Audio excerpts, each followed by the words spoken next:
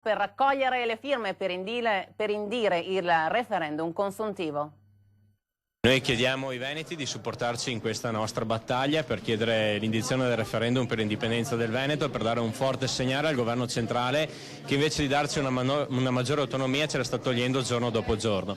500 gazebo in tutto il Veneto, 17 nel Bassanese per chiedere l'indipendenza ad una regione che ogni anno lascia a Roma 21 miliardi di euro. Domani domenica la raccolta firme per l'indizione del referendum consultivo che va al di là dei colori politici, come conferma Finco. Notizia di ieri sera, anche il nuovo centrodestra e Forza Italia vogliono appoggiare questa nostra iniziativa, quindi speriamo che l'iter sia veloce sia in commissione sia in consiglio regionale. Poi l'ultima parola spetterà ai cittadini veneti, che mi auguro abbiano uno scatto d'orgoglio a difesa della propria terra e dei propri diritti. Domani mattina dalle 10:30 in Piazza Bassano sarà presente anche il nostro segretario Matteo Salvini. Cittadini e amministratori, la Lega Nord chiama tutti a far sentire la propria voce e richiedere l'autonomia dal governo centrale. Proprio dal sindaco di Cartigliano arriva un appello a tutti i suoi colleghi veneti. Voglio ricordare ai miei colleghi sindaci che noi siamo stati eletti per tutelare il nostro popolo, i nostri cittadini, e questa è un'occasione importante.